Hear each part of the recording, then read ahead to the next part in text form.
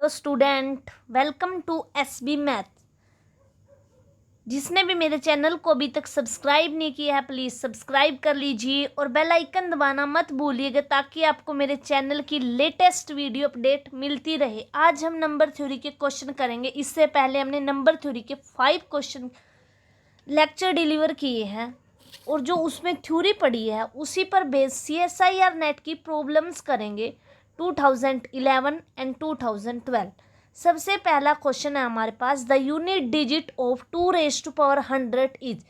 तो ये हमारा आया हुआ है CSIR नेट 2011। ठीक है, क्वेश्चन नंबर था 28, बुकलेट नंबर सी। अब हमारे पास इस क्वेश्चन को करने के दो मेथड हैं। First, by using Euler's theorem. Euler theorem क्या कहती थी?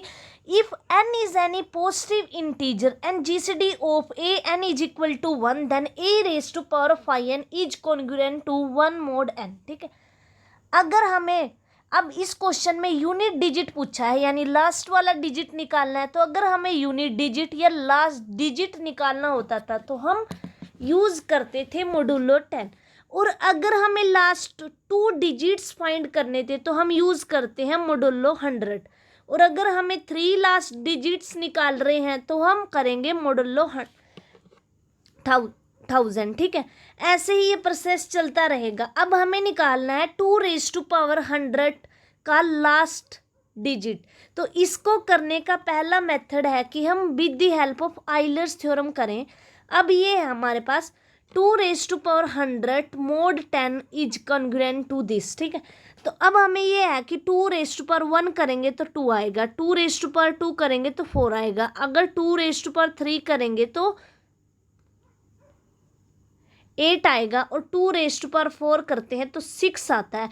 अब 6 की हम कितनी भी पावर कर लें, 6 का स्क्वायर, 6 का क्यूब, ठीक है, वो 6 ही देता है हमें, क्योंकि 6 36 216। ठीक है, ऐसे ही तो 6 के कितनी पावर करते रहे तो यहाँ से आ जाएगा 2⁻4 इज कॉन्ग्रुएंट टू 6 mod 10। और इसको हम ऐसे भी सोच सकते हैं, 10 डिवाइड करता है 16 - 6 को, तो 10 डिवाइड करेगा 10 को। तो ये वो थ्योरम थी हमारे पास कि हम a is congruent to b mod m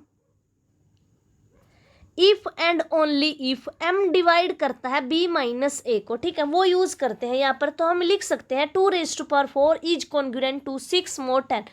अब क्या करते हैं, 2 से मल्टीप्लाई करते हैं तो यहाँ पे 6 की भी पावर हो जाएगी, जैसे ये है हमारे पास। अब हम बोथ साइड्स, ये रिजल्ट था कि अगर a is congruent to b mod m है तो हम दोनों साइड पावर कर सकते हैं। a⁻k is congruent to b⁻k mod n होगा। ठीक है, तो ऐसे ही अब हमने क्या किया, जो यहाँ पर 4 है ना, इसकी पावर 2 कर दी बोथ साइड्स। तो जो यहाँ पर हम लिखते हैं तो ये बन जाएगा 2⁻4 is congruent to 36 and mod 10।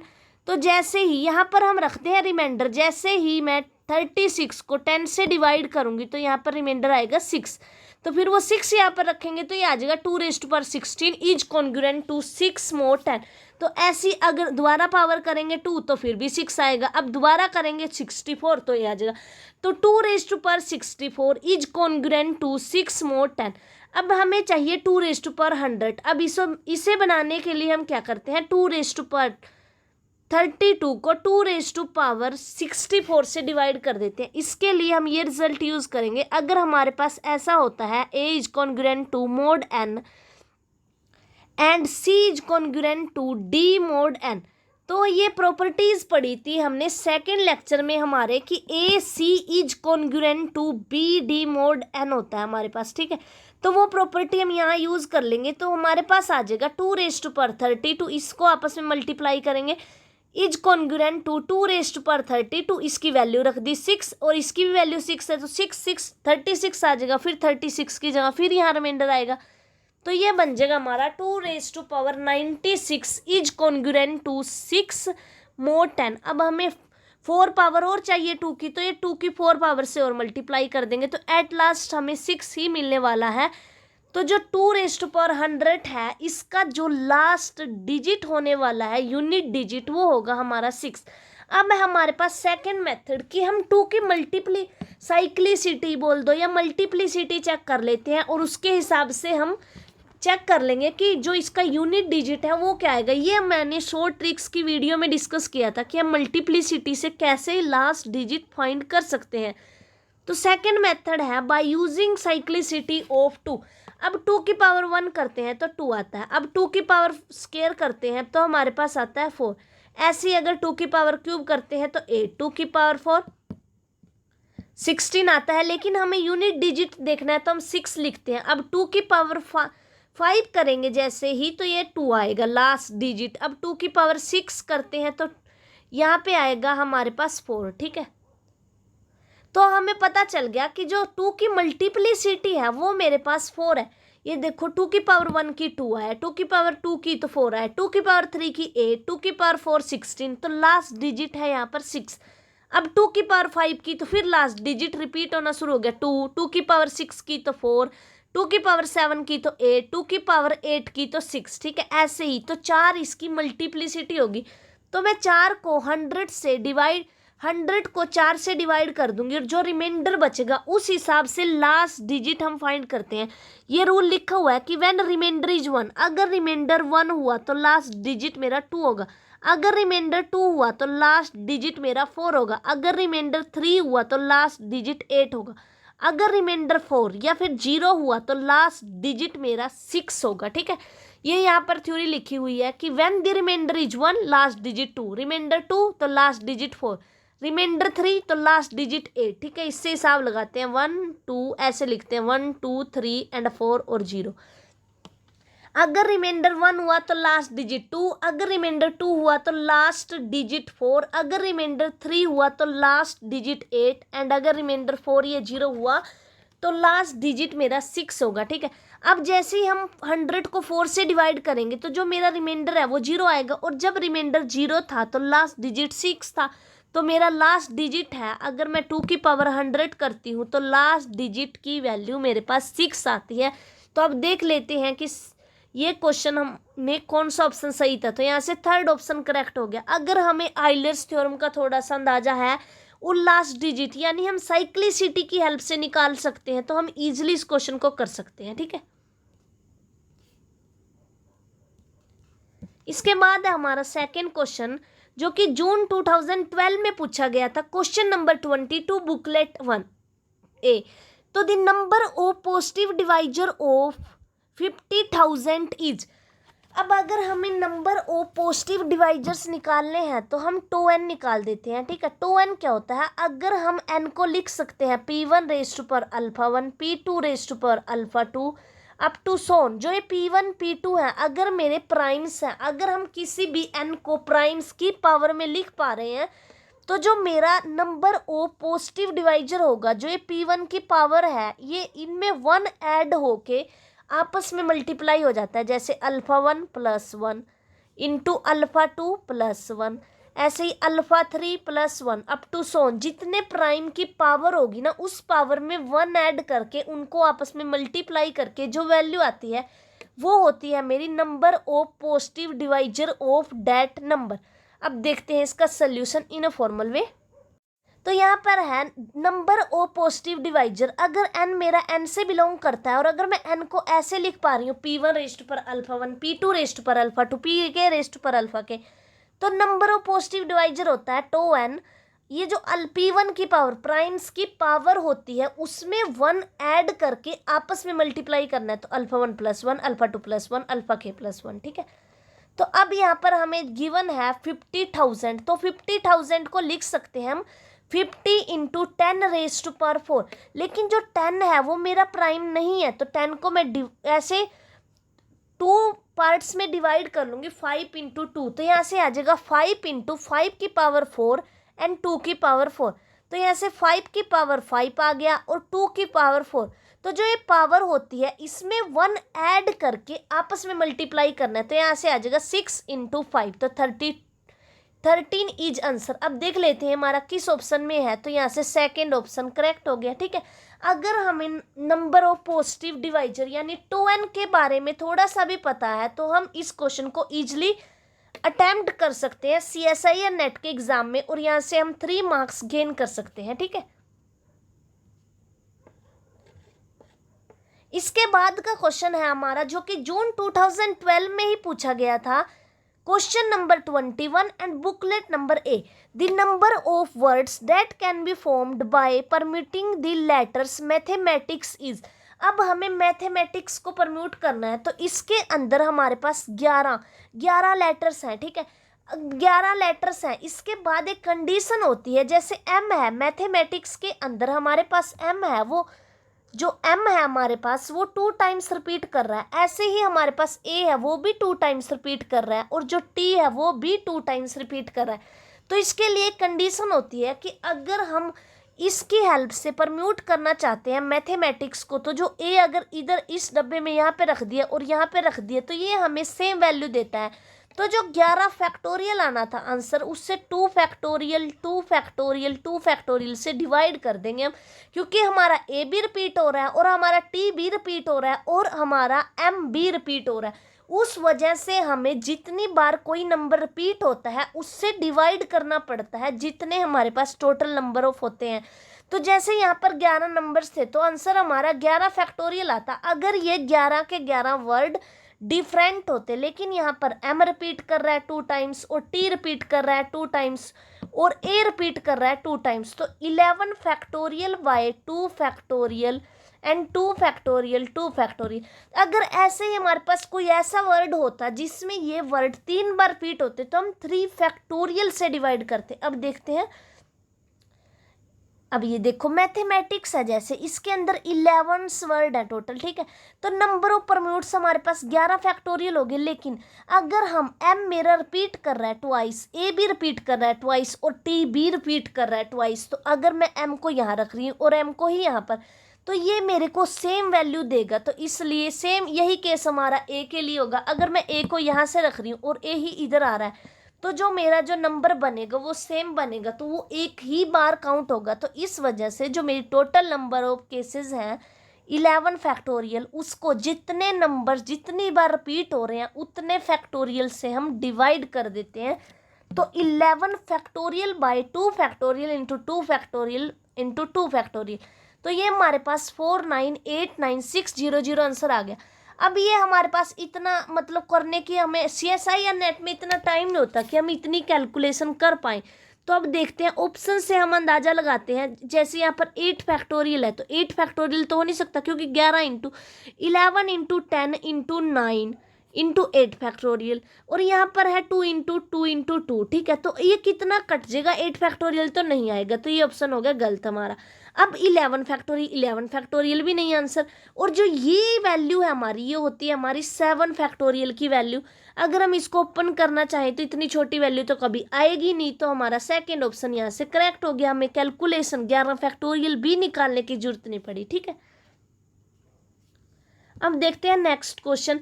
Next question हमारा जून 2012 में आया हुआ है, क्वेश्चन नंबर है 28, booklet number A. The last digit of 38 raise to power 2021 is, ठीक है, 6 होगा 2 होगा। अब लास्ट डिजिट पूछी है, तो लास्ट डिजिट फाइंड करने के हमारे पास 2 मेथड है। एक तो मेथड है कि हम आइलर थ्योरम की हेल्प से फाइंड कर लें, ठीक है, और एक है कि हम साइक्लिसिटी मल्टीप्लिसिटी क्या है, यहाँ पर हम 8 की मल्टीप्लिसिटी चेक कर लें और उसकी हेल्प से हम लास्ट डिजिट फाइंड कर लें, ठीक है। अब 8 की मल्टीप्लिसिटी निकालने का तरीका देखते हैं हम एक बार, कि 8 की पावर अगर मैं 1 करती हूँ तो वो आता है मेरे पास 8। अगर 8 की पावर 2 करते हैं तो ये पावर भूल के हम इनको आपस में मल्टीप्लाई कर देते हैं, तो जो 8 को 8 से मल्टीप्लाई करेंगे 64 आएगा, लेकिन हमें लेना है लास्ट डिजिट तो 4। 8 का क्यूब निकालने की जरूरत नहीं है, इस पावर को भूल के जो ये लास्ट डिजिट आता है इसको इससे मल्टीप्लाई करके तो 8 की पावर क्यूब निकाल लेंगे, तो जो लास्ट डिजिट आएगा वो आएगा 2। अब 8 की पावर 4 करेंगे तो जो 8 की पावर 4 है इसको भूल के जो लास्ट डिजिट आया था उससे मल्टीप्लाई कर देंगे तो 6 आ जाएगा। ऐसे ही 8 की पावर 5 करेंगे तो जो लास्ट डिजिट आया 6, इसको इससे मल्टीप्लाई करेंगे तो 8 आएगा, ठीक है। अब हमारे पास 8 की मल्टीप्लिसिटी होगी 4। अब यहाँ से देख लेते हैं कि the last digit of 38 raise to power 11 each, तो 8 की पावर 1 करेंगे 8, 8 की पावर 2 करेंगे तो 64, तो लास्ट डिजिट 4 हो गया। 8 की पावर क्यूब करेंगे तो 2। अब ऐसे अगर हम निकालने लगे तो हमें बहुत टाइम लग जाएगा, लेकिन हमारे पास एक शॉर्टकट मेथड है कि अगर हमें 8 की पावर 3 निकालनी है तो जो ऐसे लिखेंगे 8 की पावर 1 कि जो 8 की पावर 1 है 8, 8 की पावर 2 है। अब 2 को भूल के 8 को 8 से मल्टीप्लाई करेंगे 64, लास्ट डिजिट 4। अब 8 की क्यूब, अब इस 3 को भूल के 8 को 4 के साथ डिवाइड करेंगे तो 32, तो यहाँ से 2 आ जाएगा लास्ट का डिजिट। अब 8 की पावर 4, अब इस 4 को भूल के 8 को 2 से मल्टीप्लाई करेंगे तो यहाँ पे 6 आ जाएगी। आप इसको 8 की पावर 4 निकाल के भी वेरीफाई कर सकते हैं, ये आता है, ठीक है। अब 8 की पावर जैसे ही 5 करेंगे तो 6 को 8 से मल्टीप्लाई करेंगे तो 48, 48 की लास्ट डिजिट है 8।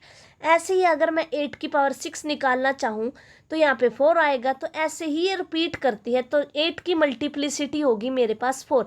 अगर मैं 2011 को 4 से डिवाइड करती हूँ तो जो मेरा रिमाइंडर आता है 3।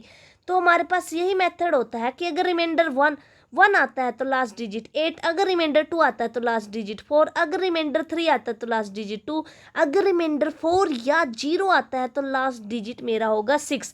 तो यहाँ पर रिमाइंडर मेरा 3 आया है तो लास्ट डिजिट होगा मेरा 2, तो 2 मेरा आंसर हो गया। अगर हमें ये थोड़ा मल्टीप्लिसिटी के बारे में पता है तो ये क्वेश्चन हम अटेम्प्ट कर सकते थे CSI या नेट के एग्जाम में, तो यहाँ से बी ऑप्शन करेक्ट हो गया, ठीक है। अब है हमारा next question, the number of 4 digit number with no 2 digits common is, कि ऐसे हम कितने 4 डिजिट नंबर बना सकते हैं कि जो हमारे नो 2 डिजिट कॉमन इज, ठीक है, कि ऐसे कितने हम 4 डिजिट नंबर बना सकते हैं कि जिनके अंदर हमारे पास कोई भी 2 डिजिट कॉमन ना हो, ठीक है। तो सबसे पहले हमें ये इसका मीनिंग पता होना चाहिए कि no 2 digit is common. It means कि हम कोई भी नंबर रिपीट नहीं कर सकते, ये नियम लिख सकते, ठीक है। जो ये 4 है ना, किसी भी नंबर के अंदर एक ही बार रिपीट होगा, ठीक है। तो अब हमारे पास टोटल चॉइसेस देख लेते हैं। हम 0 से लेके 9 तक लिख सकते हैं, तो हमारे पास 10 चॉइसेस होगी। लेकिन जैसे ही मैं अगर ये नंबर बनाती हूँ, ठीक है, तो ये मेरा 3 डिजिट नंबर है, इसको मैं 4 डिजिट नंबर नहीं बोल सकती। तो जो मेरे इस नंबर की चॉइस होगी वो मेरे पास होंगी, तो जो मेरे पास इस नंबर के लिए चॉइस होंगी वो होगी 9, क्योंकि ये टोटल थी 10 और मेरे को यहाँ पर रखना था और मैं 0 रख नहीं सकती, तो यहाँ पर 9 चॉइस होगी। लेकिन यहाँ मैं 0 रख सकती हूँ, तो यहाँ पर भी मेरे पास 9 चॉइस होंगी, क्योंकि यहाँ 0 को हम एक्सक्लूड कर रहे थे और यहाँ हम इंक्लूड कर सकते हैं, ठीक है। अब एक नंबर यहाँ आ गया और हम उसको दोबारा रिपीट नहीं कर सकते, तो जो ये डब्बा है हमारे पास इसके लिए 8 चॉइस बची और जो यहाँ पर आना है उसके लिए 7 चॉइसेस बची, ठीक है। तो अब हमारे पास जो आंसर होगा वो होगा 9 इंटू 9 इंटू 8 इंटू 7, ठीक है।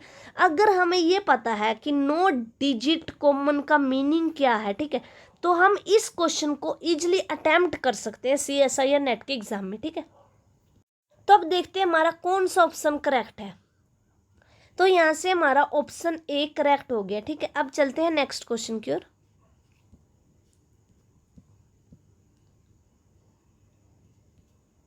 The number of multipliers of 10 raised to power 44 that divides 10 raised to power 55 is, तो हमें पूछा गया कि ऐसे नंबर ऑफ मल्टीप्लायर्स बताओ 10 रेज टू पावर 44 के जो डिवाइड करें 10 रेज टू पावर 55 को, ठीक है। तो ये निकालने के लिए हम ये निकाल लेंगे कि number of multiplies of 10 raise to power 44 which divides 10 raise to power 55 is equal to the number of positive divisor of 10 raise to power 11, ठीक है।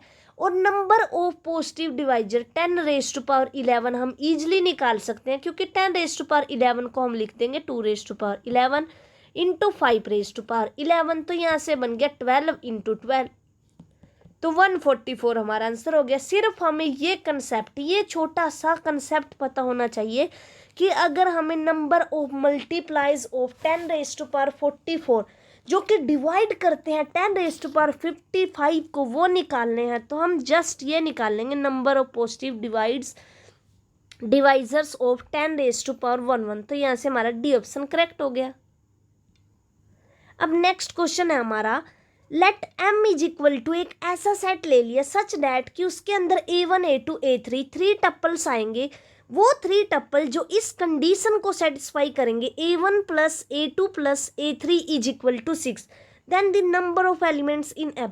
अब हम A1 A2 A3 नेचुरल इस सेट से ले सकते हैं जो ये दिया हुआ है कि 1 2 3। A1 के पास भी 4 चॉइसेस हैं, A2 के पास भी 4 चॉइसेस हैं और A3 के पास भी, ठीक है, कि वो 1 हो सकता है, 2 हो सकता है, 3 हो सकता है, 4। लेकिन जो ये कंडीशन है ना, ये हमारी सेटिस्फाई होनी चाहिए। तो हम नंबर ऑफ पॉसिबल वेज लिख लेंगे कि जिससे हमारा A1 plus A2 plus A3 is equal to 6 बन जाए, ठीक है। तो फर्स्ट तो हमारे पास यही है कि अगर हम ये ले लें 1 2 3, तो 1 प्लस 2 प्लस 3, तो ये हमारा 6 हो जाएगा। सिमिलरली अगर मैं यहाँ चेंज कर दूँ 2 1 3, ऑर्डर डजंट मैटर। सिमिलरली 3 1 2, तो ऐसे हम चेंज करते जाएंगे। तो नंबर ऑफ पॉसिबिलिटीज लिख लेंगे हम, जैसे पहला ले लिया 1 2 3, फिर ले लिया 1 3 2, फिर ले लिया 2 1 3। तो इस एक केस में हमने इसको घुमाया है कि 1 2 3 एंड 1 3 2, ये 1 सेम रखा और 3 और 2 को चेंज किया। अब नेक्स्ट में हम क्या करेंगे, 2 को सेम रखेंगे और 1 3 को चेंज करेंगे। तो 1 3 एंड 3 1। अब नेक्स्ट में 3 को सेम रखेंगे और 2 1 को चेंज करेंगे। अब ऐसे ही सिमिलर हम 4 में कोई पॉसिबिलिटी नहीं आएगी, 4 एक ही जगह आएगा। तो 4 1 1 1 4 4 एंड 1 1 4। और एक लास्ट केस बचेगा, अगर हम A1 A2 A3 तीनों को 2 2 ले ले तो हमारे पास ये लीनियर कॉम्बिनेशन भी हमें 6 दे देगा। तो 3 केस तो यहाँ से मिले। अब हमें 3 केस यहाँ से मिले और 3 केस यहाँ से और 3 यहाँ से और 1 यहाँ से, तो टोटल नंबर ऑफ पॉसिबिलिटीज़ हमारे पास 10 होगी। तो अगर हमारे पास ऐसे A1 A2 A3 जो कि इस कंडीशन को सेटिस्फाई करते हैं, A1 A2 plus A3 is equal to 6, अगर वो ऐसे पॉसिबिलिटीज़ हमारे पास सिर्फ 10 है, तो फिर वो 10 ही हमारे पास M के एलिमेंट्स होंगे। तो उन्होंने number of elements in M पूछा है, तो नंबर ऑफ एलिमेंट्स हो गए 10। तो यहाँ से हमारा C ऑप्शन करेक्ट हो गया। अगर हम थोड़ी सी भी ये कोडिंग कर सकते हैं कि A1 A2 A3 इस कंडीशन का यूज़ कर लें कि इनका सम तीनों का 6 है, तो ये क्वेश्चन हम CSIR नेट 2012 में अटेम्प्ट कर सकते थे इजिली। अब नेक्स्ट क्वेश्चन है, in a group of 265 person 200 like singing and 110 like dancing and 55 like painting and 60 person ऐसे हैं जो सिंगिंग एंड डांसिंग दोनों को लाइक करते हैं, और 30 पीपल ऐसे हैं जो सिंगिंग और पेंटिंग को लाइक करते हैं, एंड 10 लाइक ऑल 3 एक्टिविटी, ठीक है। अगर मैं जो है मेरे पास सिंगिंग है, अगर उसको मैं S से डिनोट करती हूँ, और जो डांसिंग है उसको मैं D से डिनोट करती हूँ, ठीक है, और जो मेरे पास यहाँ पर पेंटिंग है उसको P से डिनोट करती हूँ, तो यहाँ पर मेरे पास टोटल यूनिवर्सल सेट में जो एलिमेंट है वो मेरे पास है 265, और सिंगिंग को लाइक करते हैं, यानी कि अगर मैं नंबर ऑफ एलिमेंट्स को N से डिनोट करूँ तो यूनिवर्सल सेट में है 265, और जो सिंगिंग को पसंद करते हैं वो है मेरे पास 200, ठीक है। अब जो डांसिंग को पसंद करते हैं तो N ऑफ D है मेरे पास 1 1 10। तो ऐसे ही हम केस बना लेंगे कि अगर N of U total case है जो वो है 265, और जो सिंगिंग को पसंद करते हैं वो है 200, और जो डांसिंग को पसंद करते हैं वो है 110, और जो मेरे पास पेंटिंग को पसंद करते हैं वो है 55, और जो सिंगिंग और डांसिंग दोनों को पसंद करते हैं वो है 60 पीपल। जो सिंगिंग और पेंटिंग को पसंद करते हैं वो है 30%। जो डाटा हमें गिवन है जस्ट उसको लिखा है कि नंबर ऑफ पर्सन्स जो लाइक करते हैं मेरा सिंगिंग पेंटिंग एंड डांसिंग तीनों को पसंद करते हैं वो है 10। अब हमारे पास एक फॉर्मूला होता है कि N of U is equal to N of S plus N of D plus N of P minus N of S intersection D minus N D intersection P minus N P intersection S plus N S intersection P intersection D। तो अब हमारे पास सिर्फ एक जो जिसके D intersection P जो dancing और painting को पसंद करते हैं उसको छोड़ के बाकी सबकी वैल्यूज़ हैं, तो वो वैल्यूज़ मैंने यहाँ पे पुट कर दी। तो जो मेरे पास ऐसे कॉमन पर्सन आ गए जो डांसिंग और पेंटिंग को पसंद करते हैं उसके बाद क्वेश्चन में पूछा गया था कि हमें बताओ number of person whose like only dancing and painting. अब जो ये एन डी इंटरसेक्शन पी है, ठीक है, इसके अंदर तो वो बी पर्सन आ रहे हैं ना हमारे। अगर इसमें से मैं वो घटा दूं जो कि सिंगिंग को पसंद करते हैं तो टोटल नंबर वो आ जाएंगे ओनली की वजह से हम N D intersection P minus N P intersection D intersection S कर रहे हैं तो 20 माइनस 10 इज इक्वल टू 10। अब है हमारा next question the last 2 digit. अब हमें 2 डिजिट फाइंड करनी है तो हम एक तो आइलर्स थ्योरम की हेल्प से मोड 100 लगाकर फाइंड कर सकते हैं, ठीक है। और एक हमारे पास वही कि हम 7 की मल्टीप्लिसिटी देख लें, ठीक है। तो 7 की जो मल्टीप्लिसिटी होती है वो होती है मेरे पास 4, ठीक है। 4 के बाद ये रिपीट करना शुरू कर देता है। तो सबसे पहले हम आइलर्स थ्योरम की हेल्प से डिस्कस कर लेते हैं। आइलर्स थ्योरम क्या कहती थी कि अगर n कोई पॉजिटिव इंटीजर है और GCD of a, n is equal to 1 है तो a raise to power 5n। अब जो 5n है ये हमारा आइलर फंक्शन होता है। फाई ऑफ n में वो सारे x आते हैं जो n से छोटे होते हैं और जिनकी जीसीडी n के साथ 1 होती है, ठीक है। तो a raise to power 5n is congruent to 1 mod n। तो अब हमें फाइंड करना है 7 रेज टू पावर 81 मोड 100, क्योंकि लास्ट 2 डिजिट फाइंड करने हैं। तो जब हमें लास्ट 2 डिजिट फाइंड करने होते हैं तो हम मोड 100 का यूज़ करते हैं, ठीक है। अब हमारे पास जीसीडी ऑफ 7 और 101 है तो हम आइलर्स थ्योरम अप्लाई कर सकते हैं, यानी 7 raise to power 500 is congruent to 1 mod 100। तो 500 निकालते हैं। अब 5 ऑफ 100 को लिख सकते हैं 5 of 2 raise to power 2 into 5 का स्क्वायर।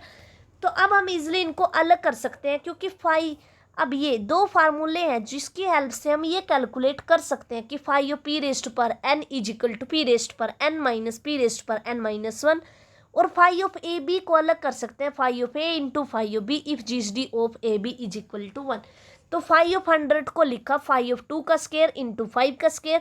तो 5 of 2 square into 5 of 5 square is equal to, अब इसको 2 का स्क्वायर है तो 2 स्क्वायर माइनस 2 की पावर 1 इंटू 5 स्क्वायर माइनस 5 की पावर 1। तो 2 इंटू 20 40। तो यहाँ से आ गया 7 raise to power 40 is congruent to 1 mod 100। तो 7 रेज टू पावर 81 को लिख सकती हूँ मैं 7 रेज टू पावर 40 का होल स्क्वायर इंटू 7। तो हमारे पास यहाँ पर 7 आया तो लास्ट 2 डिजिट बताने थे तो 07। तो अब देख लेते हैं कि किस ऑप्शन में 07 दिया हुआ था। तो यहाँ से ए ऑप्शन करेक्ट हो गया हमारा। अब द नंबर ऑफ, ये हमारा 11th क्वेश्चन है। आज हम टोटल 11 क्वेश्चन करेंगे जो CSIR नेट में पूछे गए थे, ठीक है। तो ये हमारा जून 2011 में 3 मार्क्स में पूछा गया क्वेश्चन है। The number of elements in the set M such that कि वो 100 से छोटे नहीं 1000 से छोटे हैं और 1 से बड़े हैं and M and 100,000 are relatively prime, ठीक है। तो यहाँ से 5 ऑफ 1000 की बात कर रहा है तो 5 ऑफ 1000 निकाल लेंगे, क्योंकि 5 ऑफ 1000 का मतलब होता है कि वो सारे प्राइम्स जो वो सारे नंबर्स जिनकी जीसीडी 1000 के साथ 1 आती है और जो 1000 से छोटे हैं। तो वो यही पूछना चाह रहा है हमें, सिर्फ उसने थ्योरेटिकल वे में लिखा है। तो हम पहले आइलर फंक्शन की डेफिनेशन पढ़ लेते हैं कि इसमें वो सारे x आते हैं जो कि n से छोटे होते हैं और जिनकी जीसीडी n के साथ 1 होती है। तो यहाँ पर हमें 1000 फाइंड करना है। तो 1000 अब हम कैसे फाइंड करते हैं, ठीक है। तो अब 5 ऑफ, अगर n को मैं ऐसे लिख सकती हूँ P1 N1 P2 N2। तो मेरे पास 5 ऑफ n की वैल्यू होती है n into 1 minus P1 1 minus P2। तो यहाँ से 5 ऑफ 100 निकालना है, ठीक है, नहीं 1000। तो 5 ऑफ, तो ये मेरे पास 5 ऑफ 10 का क्यूब हो गया। तो इसको लिख सकती हूँ मैं 5 का क्यूब इंटू 2 का क्यूब। अब इसको मैं अलग अलग कर सकती हूँ, ठीक है। तो 5 ऑफ 5 का क्यूब इंटू 5 ऑफ 2 का क्यूब। अब इसके लिए मैं ये, क्योंकि ये मेरे प्राइम्स नंबर हैं, 5 ऑफ 5 का क्यूब इंटू 2 का क्यूब, ठीक है, ये आया था। तो इसके लिए 5 ऑफ क्यूब माइनस 5 का स्क्वायर इंटू 2 का क्यूब माइनस 2 का स्क्वायर, वो फार्मूला लगा लिया मैंने, क्योंकि 5 of p raise to power n is equal to p raise to power n minus P raise to power n minus 1। तो यहाँ से आ गया मेरे पास 125 माइनस 25, ठीक है।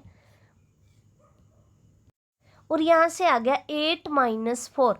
तो यहाँ से मेरे पास 100 आई वैल्यू और यहाँ से 4 आई, तो टोटल मेरे पास 400 मेरा आंसर हो गया। अब देखते हैं कि ये किस ऑप्शन में गिवन था हमें। तो ये डी ऑप्शन यहाँ से करेक्ट हो गया हमारा। अगर आपको मेरे वीडियो पसंद आ रहे हैं तो प्लीज़ चैनल को सब्सक्राइब कर लीजिए एंड लाइक कीजिए एंड शेयर कीजिए। Thank you for watching.